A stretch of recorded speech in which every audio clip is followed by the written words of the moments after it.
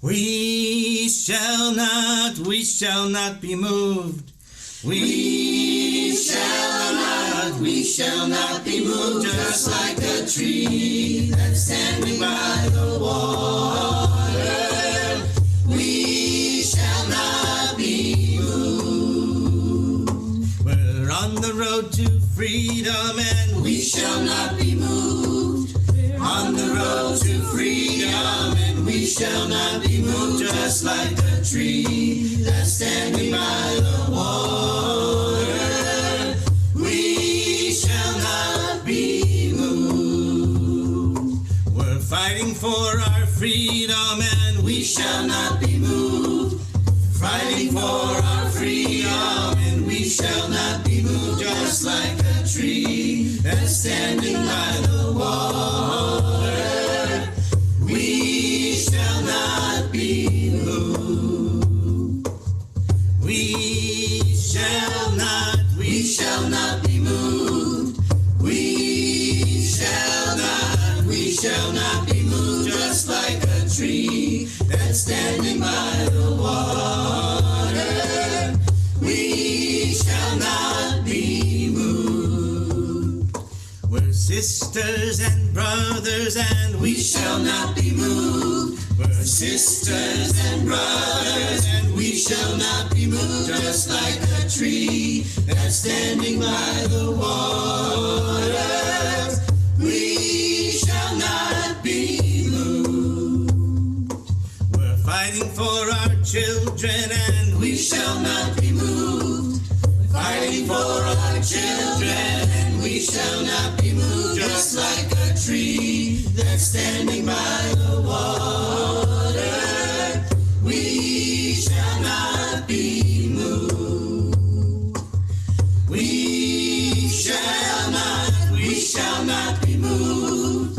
We shall not be moved, just like a tree that's standing by the water. We shall not be moved. We'll build a mighty union and we shall not be moved. Build a mighty union and we shall not be moved, just like a tree that's standing by the water. We shall not be moved. Black, brown, and white together, we shall not be moved. Black, brown, and white together, we shall not be moved, just like a tree that's standing by the water. We shall not be moved. We shall not be moved. We shall not be moved, just like a tree that's standing by the water. We shall not be moved.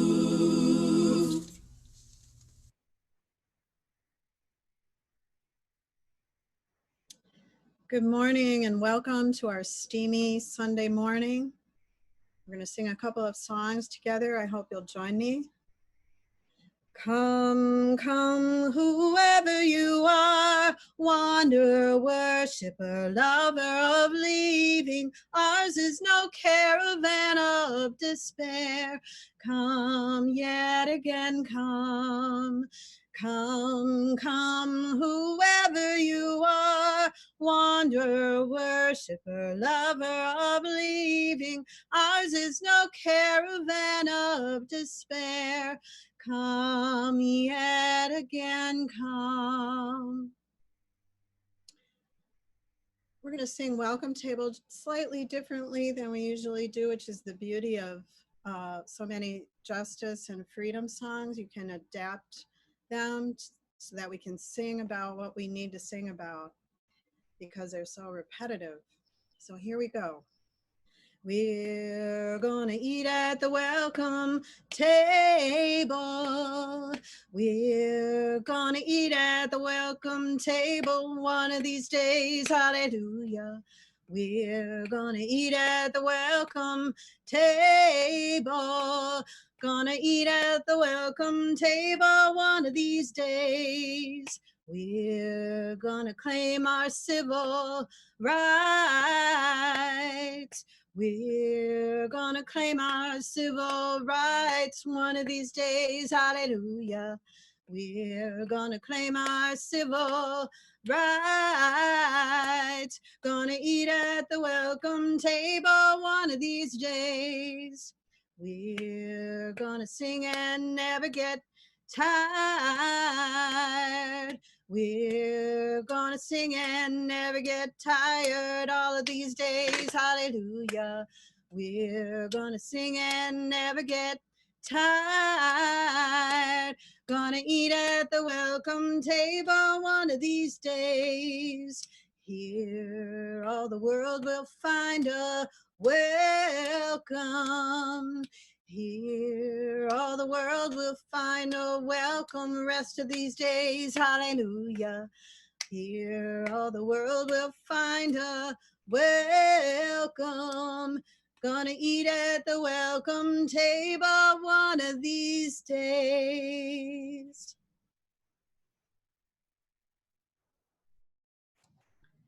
Good morning and welcome everyone to White Bear Unitarian Universalist Church. We are a congregation in the free faith tradition, a congregation of youth, adults, and children dedicated to pluralism in the spiritual search and ethics grounded in action. We're grateful to share this space with you. Our service participants today include Carol Coette, Amy Peterson-Derrick, and Reverend Sarah Goodman, supported by Aaron Scott and Anna Garris. Today, after our service at 11:15, we hope that you'll join us for Cyber Social Hour, an opportunity to be together in small groups. Aaron's got the Zoom link and easy instructions in the chat box, and you'll see that again later. Welcome to our church. Together, we grow our souls and serve the world.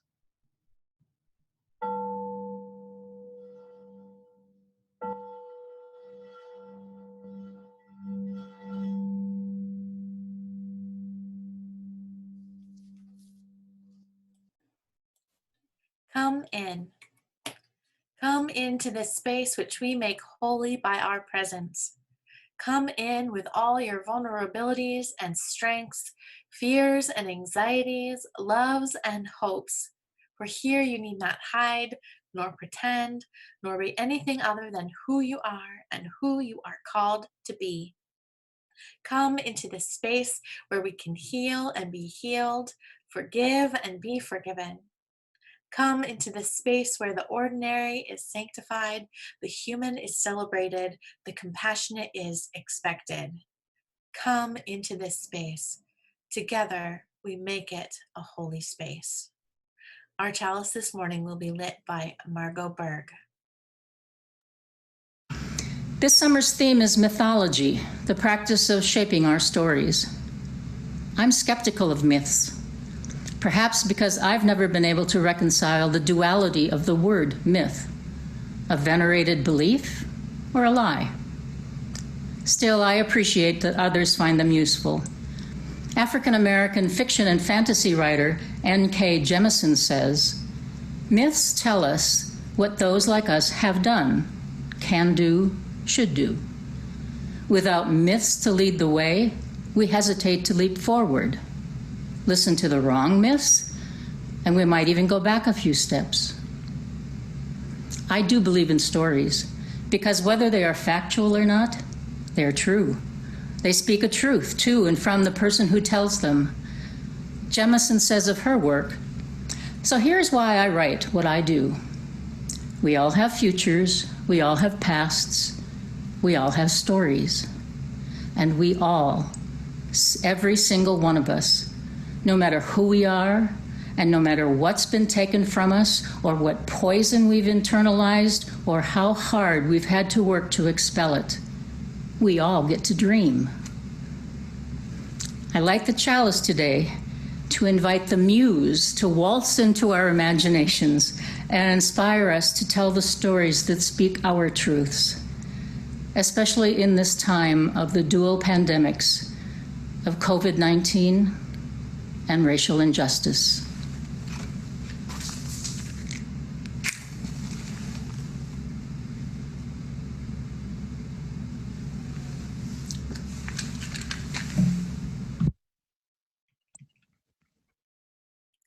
Join me in our opening words. Love is the spirit of this church, and service is its law. This is our great covenant, to dwell together in peace, to seek the truth in love, and to help one another. Now join in singing our opening hymn. This is my song, number 159.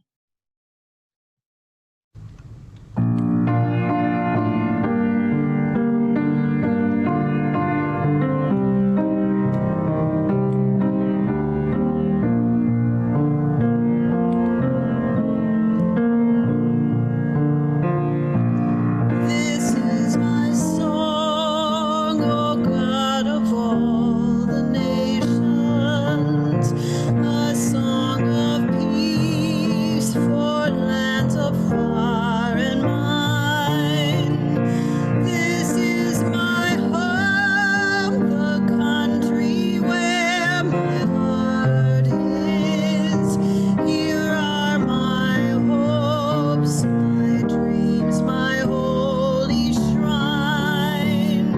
But other hearts in other lands are beating with hopes and dreams as true and high as mine. My country's skies are bluer than the ocean, and sunlight beams on clover leaf and pine.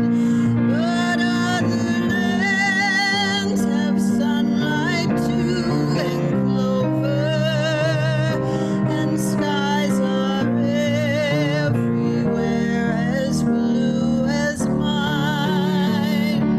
Oh, hear my song, thou God of all the nations, a song of peace for their land and for mine.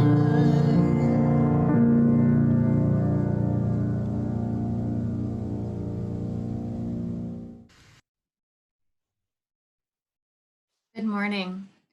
This morning's story is called Sustaining the Tree of Life, and it's written by Lynn Gardner. The tree stood in the middle of the village. Its trunk was so large that it took 6 people holding hands to reach around it.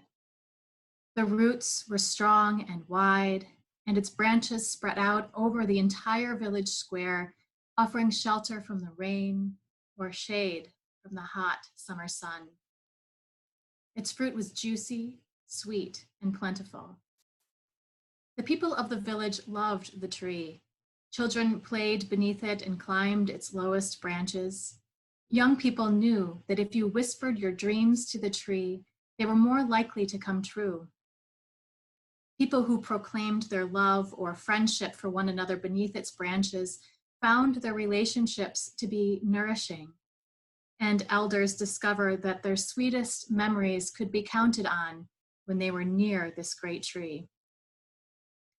The tree had been witness to so much, and when the breezes blew through the leaves, one could hear echoes of generations carried on the wind, where their laughter, conversations, dreams, prayers, stories, and songs. Animals loved the tree too. Rabbits lived in burrows under the roots, squirrels and monkeys lived in the branches, and bats and birds flew in to eat the abundant fruit. The tree seemed to buzz with life. One day, a traveling merchant arrived in the village. He had heard stories about the magnificent tree and all its gifts. He rested in the shade, and he ate 2 pieces of the delicious fruit. "This tree is incredible," he said. "I would like to have some fruit to sell in the next village that I visit, and we could all make a fortune selling tickets to visit the tree that fulfills dreams and tells stories. Who owns this tree?"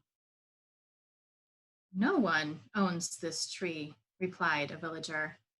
"If anything, we belong to it." "Well," said the villager, Then if no one owns the tree, then no one will mind if I pick the fruit, said the merchant, and he began to quickly fill a basket.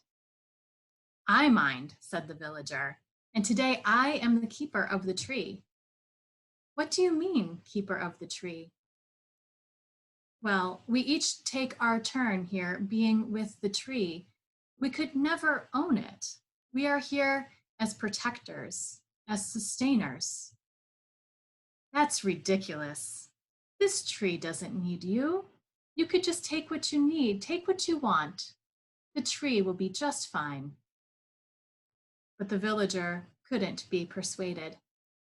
Sir, this tree isn't like that. We don't come here to take from it, even though we receive so much. We are the keepers of the tree because this is where we are nourished together. This is where some of our most precious memories are and where we have dreamed. This is where we remember the stories of our people and who we want to become. Well, said the merchant, you may think this tree is very special, but it still doesn't need you to sit with it. That's preposterous. Ah, replied the villager, the tree itself may not need me, but what of others who come by? Just this morning, I sat here with a woman whose heart was heavy with worry. Had I not been here, she would have had to carry that weight alone. And this afternoon, a tired couple came by and they rested with me. They said they had been looking for a place just like this. And then an elder came by and we watched the birds and the branches together. And now you are here. You were confused about what this tree is and how to be with it. Imagine if you had arrived and not found anyone here to talk with you. You might have continued thinking that all of the gifts of this tree are all for just you. Luckily for you, my friend, I am here to let you know that when you care for this great tree, it becomes about so much more than just you. And the merchant sat for a while in the shade, thinking about these ideas that felt new and a little challenging. He listened to the songs and stories carried on the breeze from the branches. He watched as those gathered around joyfully ate fruit in the shade of the tree. And as the sun went down, he picked up his bag and he headed out of town, whistling a song that he hadn't thought of in years. On his way, he shared a smile with each person he met, his heart feeling strangely light and joyful. And the people of the village, they continued to sustain the magnificent tree, to care for one another and to share their gifts with grace and with gratitude.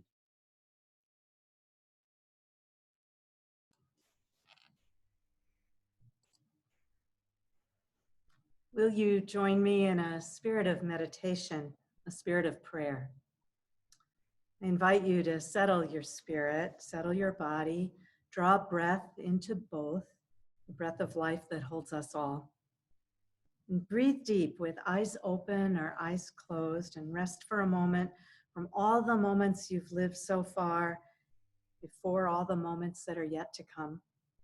On the slender threshold of this moment, just rest and breathe. We'll be silent for a few moments together.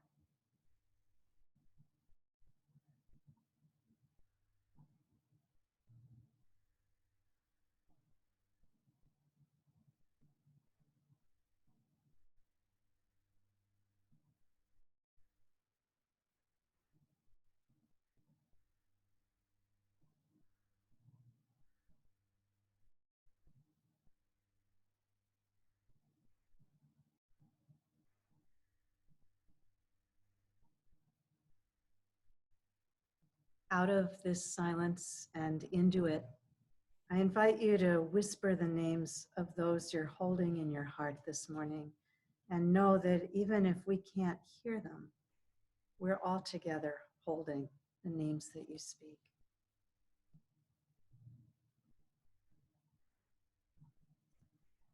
This morning, we hold those who are weary in body or mind, those who aren't well in body or mind, those who are injured or sick, or with loved ones to care for or worry for, pray for. And we hold those who mourn. For those whose livelihood is unstable or uncertain, those whose confidence is shaken, those who feel they've somehow lost their footing, lost their way, may there come calm, a quieting of mind and heart, and if not answers, then good companions in the struggle. May we be to one another such a circle of companions, a circle cast wide and drawn close by compassion, love, and trust. Amen. Today's offering supports the programs and the vision of our church community. In these times, your gifts are needed more than ever. You may text to give with the information in the chat box. You can send a check later this week. Either way, we hope you'll be generous. Thank you.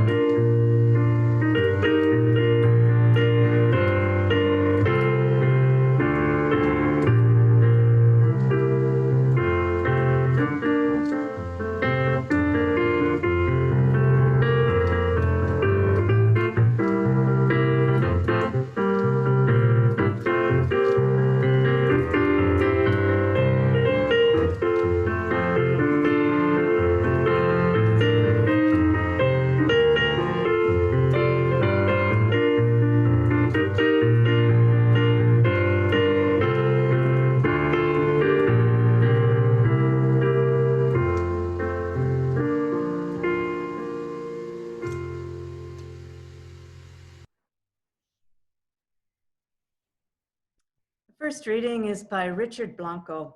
He is a Cuban-American writer. He's the 5th inaugural poet, the youngest first Latino immigrant gay person to serve in that role. In 2019, at the Unitarian Universalist General Assembly, he was the Distinguished Ware Lecturer. His poem is called Declaration of Interdependence. Such has been the patient sufferance. We're a mother's bread, instant potatoes, milk at the checkout line. We're her 3 children pleading for bubblegum and their father. We're the 3 minutes she steals to page through a tabloid, needing to believe the stars' lives are as joyful and as bruised. Our repeated petitions have been answered only by repeated injury. We're her second job, serving an executive absorbed in his Wall Street Journal at a sidewalk cafe, shadowed by skyscrapers. We're the shadows of the fortune he won and the family he lost. We're his loss and the lost. We're a father in a coal town who can't mine a life anymore because too much and too little has happened for too long. A history of unrepeated injuries and usurpations. We're the grit of his main streets, blacked out windows and graffitied truths. We're a street in another town lined with royal palms, at home with a Peace Corps couple who collect African art. We're their dinner party talk of wines, wielded picket signs, burned draft cards. We're what they know. It's time to do more than read the New York Times, buy fair trade coffee and organic corn. In every stage of these oppressions, we have petitioned for redress. We're the farmer who grew the corn, who plows into his couch as worn as his back by the end of the day. We're his TV set blaring news, having everything and nothing to do with the field dust in his eyes or his son nested in the ache of his arms. We're his son. We're a Black teenager who drove too fast or too slow, talked too much or too little, moved too quickly, but not quick enough. We're the blast of the bullet, leaving the gun. We're the guilt and the grief of the cop who wished he hadn't shot.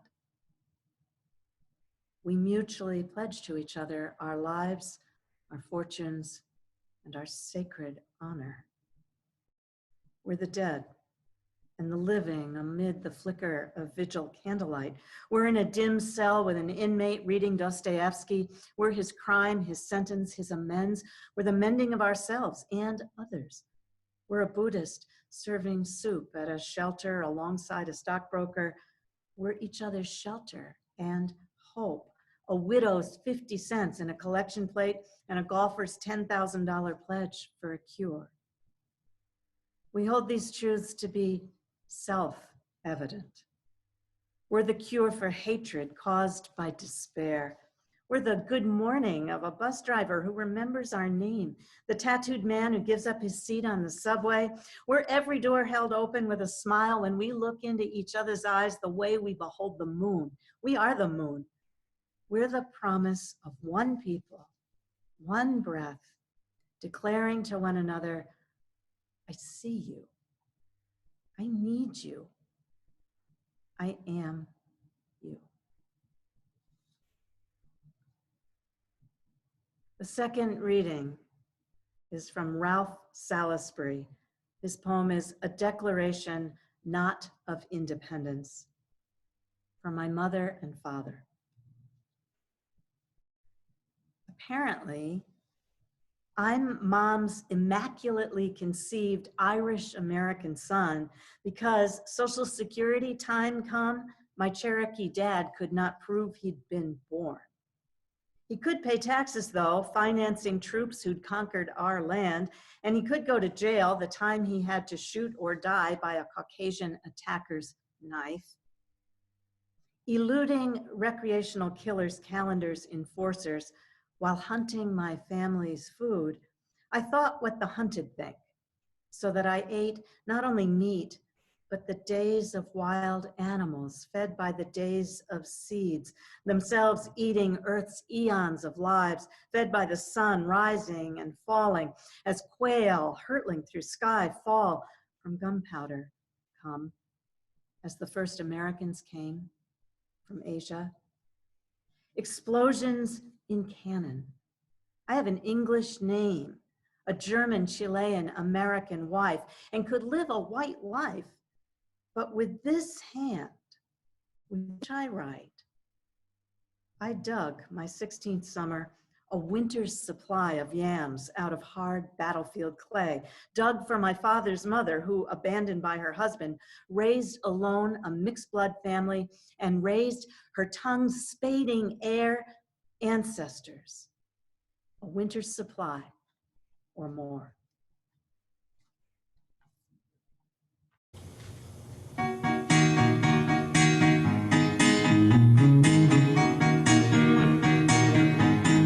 This land is your land. This land is my land. From California to the New York Island, from the redwood forest to the Gulf Stream waters. I tell you, this land was made for you and me. As I went walking that ribbon of highway, I saw above me that endless skyway. I saw below me the Golden Valley, and I said,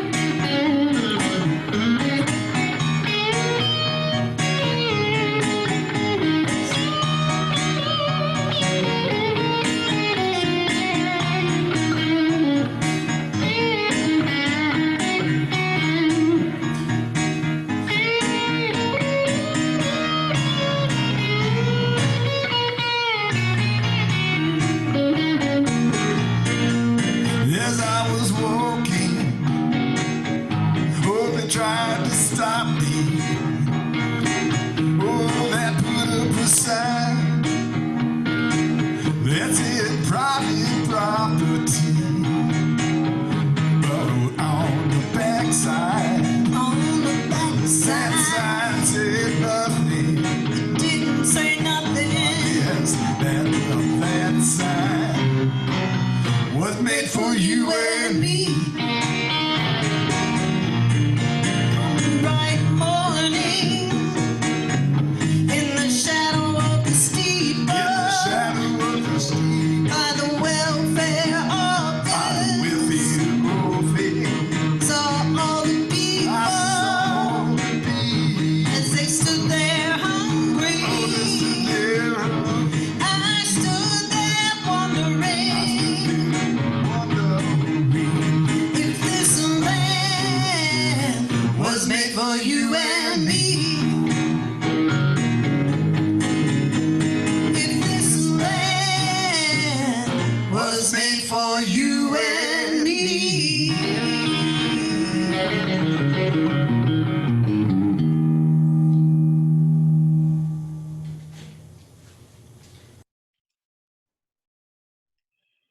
This weekend was a major event in American history. Hamilton, the musical, premiered on streaming for anyone with Disney Plus. But seriously, it's the 244th anniversary of the signing of the Declaration of Independence. And finally, the myths around the founding of this nation are starting to be examined with a critical lens by the general public. With a spate of books and TV shows, and yes, even musicals about the men who founded this country, we as a nation are trying to understand what brought us to this point in history. Previous to the success of Lin-Manuel Miranda's hit musical Hamilton, he was only famous to me from a Got Milk commercial and its fictional call-in radio question: who killed Alexander Hamilton in that famous duel? As we find out in Hamilton's opening number, it's Aaron Burr, who was Vice President of the United States at the time of the duel.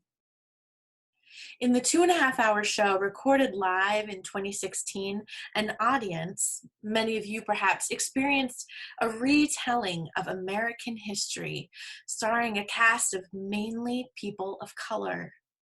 As the description says, America then, as told by America now. This adaptation of American history is not meant to be an accurate series of events, but an inspirational story of people working hard and persevering through the impossible. Maybe this is what the founders of our country would want us to take away from their story. But as George Washington reflects in the finale of Hamilton, let me tell you what I wish I'd known when I was young and dreamed of glory. You have no control over who lives, who dies, who tells your story. But when you're gone, who remembers your name? Who keeps your flame? Who tells your story? Historians tell the stories, build the myths, and the culture picks them up and turns the myths into the narratives that shape the life of the people. You might think that history is plain. The founding fathers freed themselves from the tyranny of taxation without representation, creating a new kind of nation and a government ruled not by a monarch, but by a leader elected fairly by the people.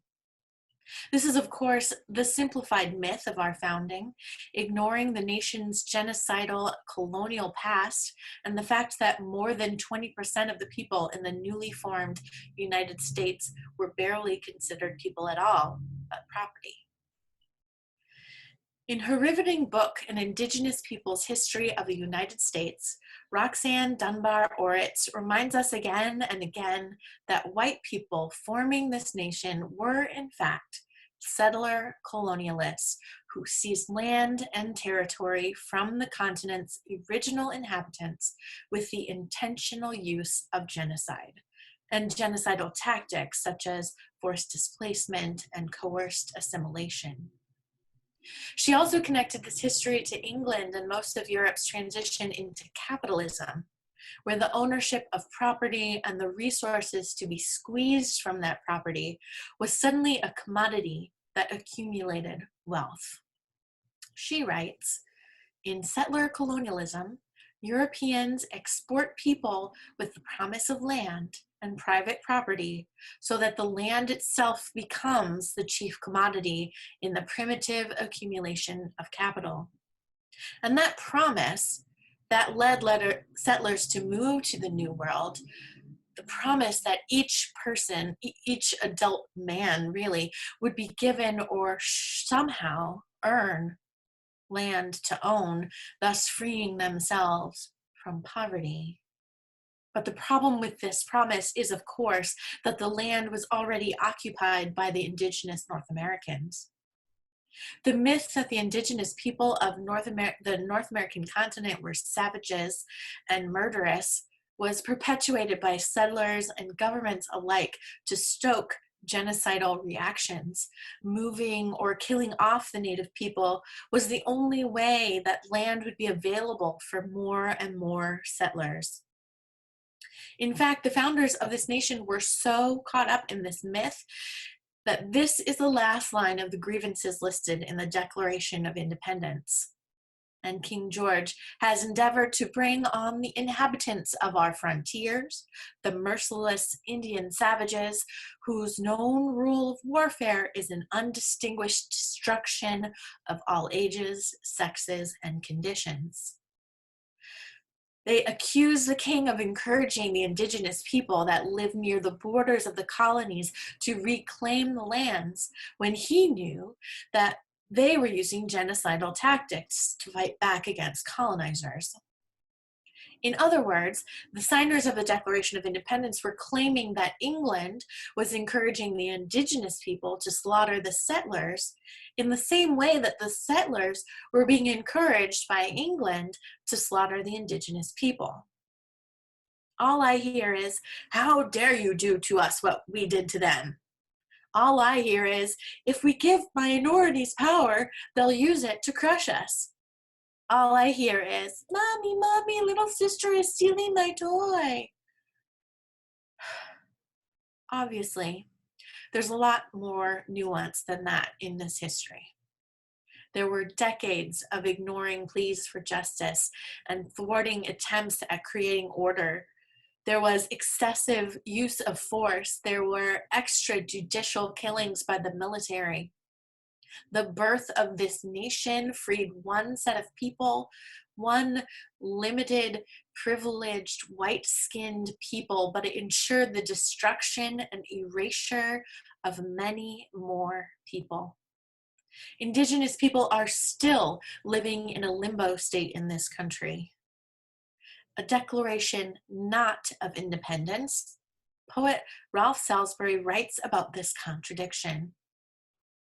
Apparently, I'm Mom's immaculately conceived Irish-American son because Social Security time come, my Cherokee dad could not prove he'd been born. He could pay taxes, though, financing troops who'd conquered our land, and could go to jail the time he had to shoot or die by a Caucasian attacker's knife. His father couldn't prove his citizenship, and yet the taxes he paid anyway fed the institutions that historically conquered their homeland while currently enforcing oppressions. I'm sitting here at my desk where last night I listened to hours of constant explosions while writing this sermon. I used to love fireworks. We would go congregate by the water to watch the half-hour annual show and then trek the mile back to where we could park our car and wait in an hour-long traffic jam to get home. Now, as my home is surrounded by explosions and I cringe worrying about them waking my children or burning down the neighborhood, as I worry about all the neighbors with PTSD, about all of the terrified animals, about someone calling the police on our Black neighbors, I don't love them so much anymore. What a messed up thing that the celebration of our nation's freedom is to recreate the bombs that were dropped, the destruction they caused, and not even acknowledge the lives that were taken. When we sing rockets, red glare, bombs bursting in air, we aren't talking about fireworks. We're talking about warfare. In the words of King George III in Hamilton, I will murder your friends and family to remind you of my love. The revolutionaries fought for and with their lives, but what were they really fighting for?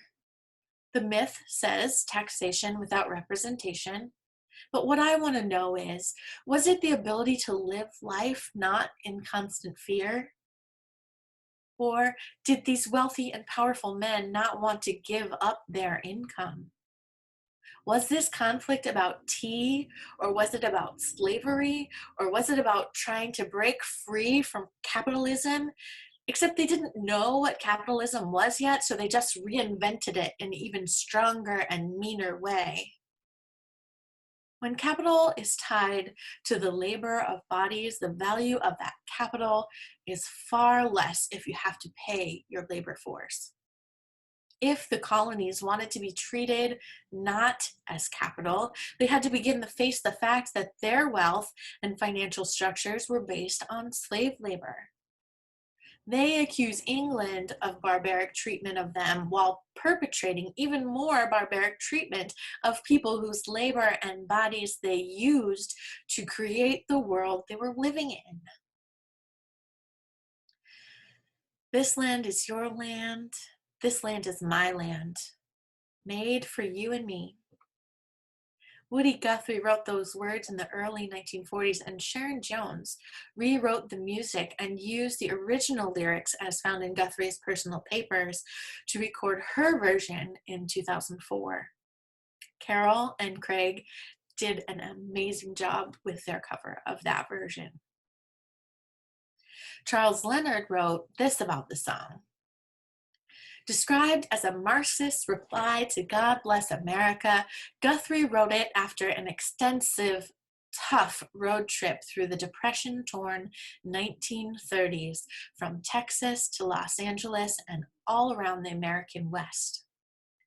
The Jones version is slower and darker and more serious. It includes all the verses and gets Guthrie's intention of putting the spotlight on a deeply unequal society across in a much clearer way. In 2016, her close friend and Dap Kings band leader, Gabriel Roth, wrote a touching tribute just after Jones died. Here are his words. Using a dark reharmonization of Yankee Doodle Dandy as an intro, the Dap Kings rearranged This Land as a rough, bluesy march, setting the tone for Sharon to tear into the lyrics of the song with the fiery gusto of a revolutionary, says Roth. However, it was the inclusion of Guthrie's rarely heard original verses that really enabled Sharon to reclaim the song as an urgent and unambiguous demand for equality and human dignity in a nation rife with social injustice and patriotic hypocrisy. So the question that Guthrie comes down to is, was this land really made for you and me? It seems like the America that we are told stories about didn't exist and still doesn't. This land, if you mean this country, was made for a certain group of people. This is my home, as we sang in our earlier hymn. This is my home, the country where my heart is, where my hopes and dreams, but other hearts in other lands are beating with hopes and dreams as true and high as mine. This hymn, this patriotic hymn to the tune of Finlandia, is a call to peace and mutual understanding. But even this hymn, and even more so, This Land is Your Land, are based on the understanding that the land, the place, is owned by a people. When we talk about this land and what it's made for, especially the song, especially knowing that the song was written as a response to God Bless America, speaks to an understanding that we were meant to be here, all of us, that it was our manifest destiny to own this part of the North American continent. The indigenous people would disagree, of course, because this is their homeland, but also know that this land can't be owned by any one person or nation or country. The land, like the tree in our story, is there for everyone. It is here to sustain us all. We are not masters of the land. We are part of the ecosystem. We are part of the interdependent web of all existence. Who owns the land? Who owns the country? Who owns the people within it? Whose are we? What is America now but a mishmash of stolen and living culture, subdued by the broken dreams of capitalism and built on stolen land by the hands and the backs of enslaved Black people? How do we face that history? What myths do we live into now? Richard Blanco offers us a picture in the Declaration of Interdependence. He has us thinking about how we're overworked and underpaid mothers and fathers, we're wealthy progressive folks and farmers, we're coal miners, we're Black sons, Black mothers dying in the streets. We are the incarcerated. We're a Buddhist serving soup at a shelter alongside a stockbroker. We're each other's shelter and hope. A widow's 50 cents in the collection plate and a golfer's $10,000 pledge for a cure. We hold these truths to be self-evident. We're the cure for hatred caused by despair. We're the good morning of the bus driver who remembers our name, the tattooed man who gives up his seat on the subway. We're every door held open with a smile when we look into each other's eyes, the way we behold the moon. We are the moon. We are the promise of one people, one breath, declaring to one another, I see you, I need you, I am you. I see you, I need you, I am you. May we live this promise every day. And I hope that you will come and go with me to that land, that much hoped for and dreamed of land of justice, of freedom, of singing. And you'll sing with me hymn 1018, Come and Go With Me, along with our beloved Carol.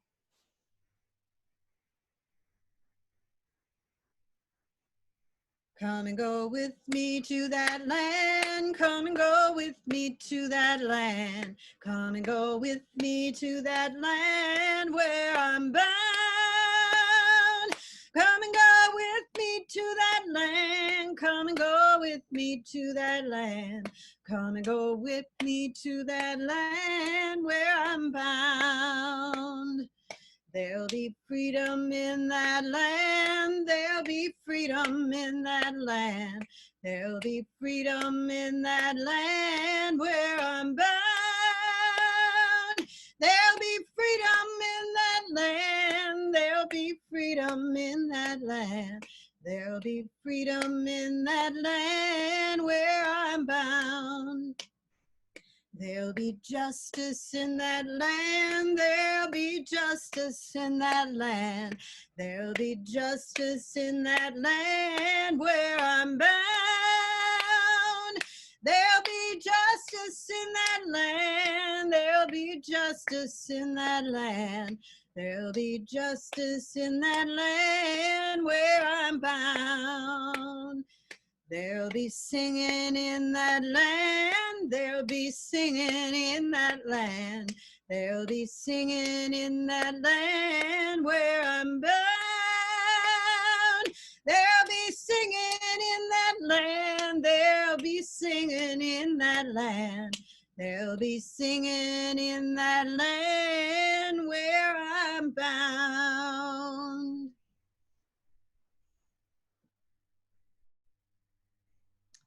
Will you join me in the closing words? May peace dwell within our hearts and understanding in our minds. May courage steel our will and love of truth forever guide us. Thank you, everyone, for joining us today. Please sign up to receive our email news. We'll send you updates twice a week about online services and groups and gatherings. Call and write to us with questions or call to ask for help or offer help. We're sending love to you today from Stillwater, St. Paul, Woodbury, Minneapolis, and from 328 Maple Street. Please stay connected, stay resilient. So be it, see to it. Amen.